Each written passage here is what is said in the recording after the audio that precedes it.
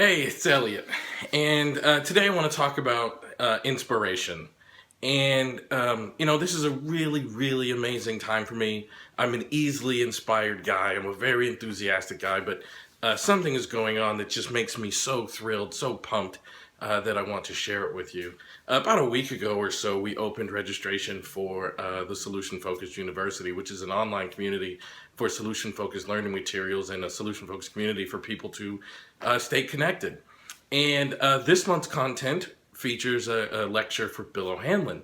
And I'm just floored. I'm completely blown away by how his words have inspired people all over the world. The responses in the comment section, it's just been amazing, just totally invigorating. And even a real close friend of mine, the person who's inspired me so much in this field, Chris Iveson, was so inspired he made a video to contribute to this edition of the Solution Focused Moments that I do on my YouTube channel. So I want to share it with you. So here's Chris Iveson's take on Bill O'Hanlon's lecture and a few ideas about solution focused brief therapy when you're working with clients who have struggled with trauma. Hello, I'm Chris Iveson, and I just wanted to say something that arisen from Bill O'Hanlon's video that's just been on the Solution Focused University. I found it very moving.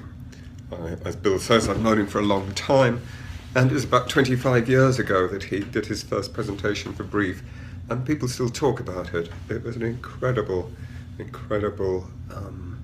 tour de force.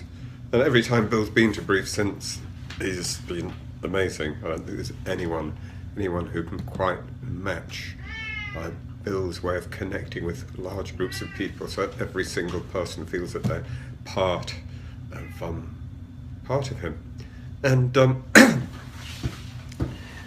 as Elliott says, it was first seeing Bill 29 years ago that set me off on this quest. He did an amazing 2-day workshop, just a small group of people in Oxford, and I came away knowing that I had to do my work differently, but not having a clue how to do it. It was only the following year when I started to get familiar with Steve DeShaze's work and the foundations of Brief began, that I found a way to put some of Bill's ideas into practice, but really by following Steve DeShaze's teaching rather than Bill himself.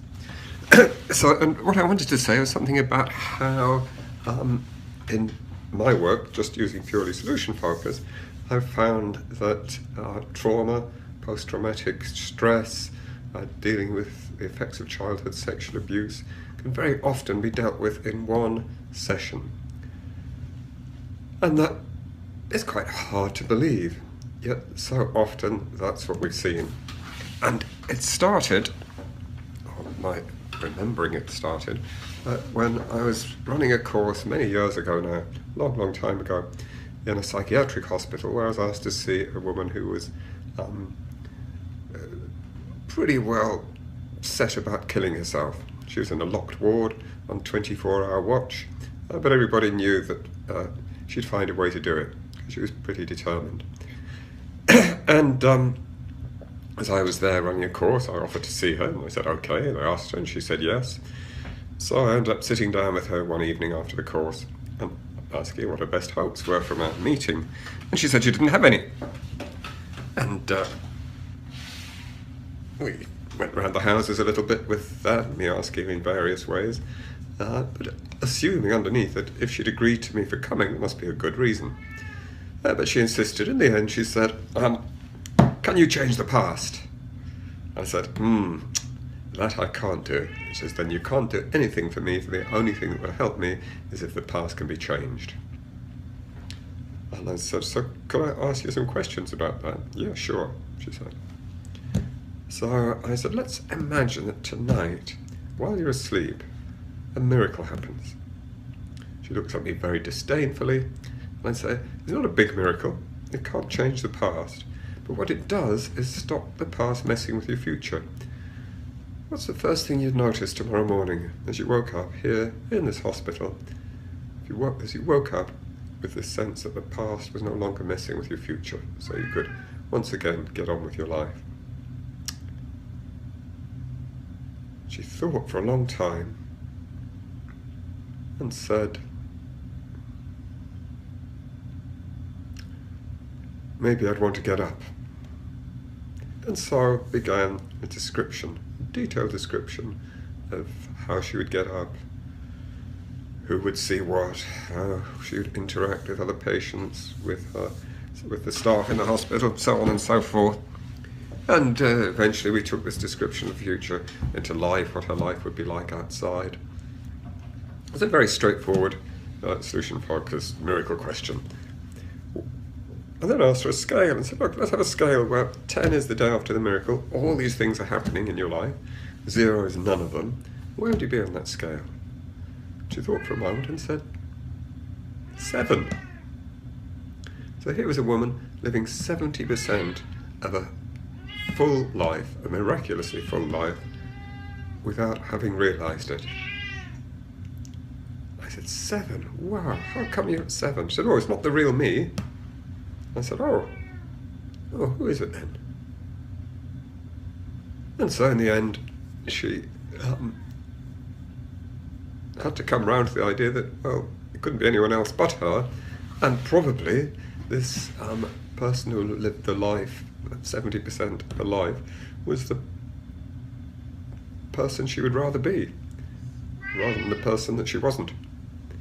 And so it was only a single session, but I understand that she left hospital shortly afterwards, and the sense of risk had disappeared from people's books, people's concerns about her. So that was this first idea of this question. Let's imagine that you wake up and the past is no longer messing with your future. Sometime later, I had another young woman come to see me. She'd had an incredibly up and down life. I won't go into now, but she said that she was on the edge of killing herself because she couldn't face going through another crisis. She'd been through these enormous crises in her life. So she knew what it was all about. She knew it was because of what happened to her as a child, but she did not want to talk about it. And she'd read about grief in the papers and thought she'd give it a try before she killed herself. So again, I said, okay, let's imagine that a miracle happens. It doesn't get rid of the past. It can't stop whatever it was that happened to you in the past, but it stops that messing with your future. What's the first thing you'll notice when you wake up?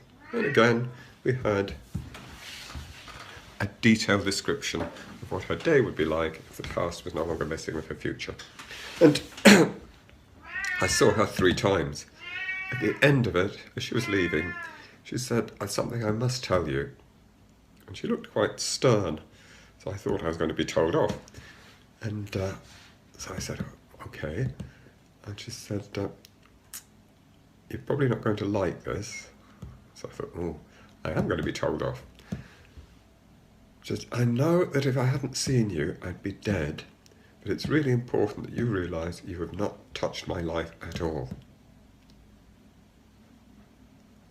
I said to her, you know, that's the best compliment I've ever received as a therapist.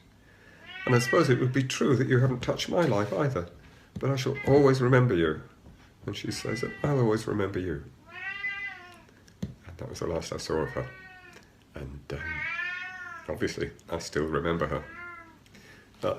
On the solution-focused online course that Brief International is running, there's a couple of, well, there's one video at the moment, there'll be another one of more recent work, both of which I'm asking the client to imagine waking up in a state where the past is no longer messing with the future so they can get on with the future they want.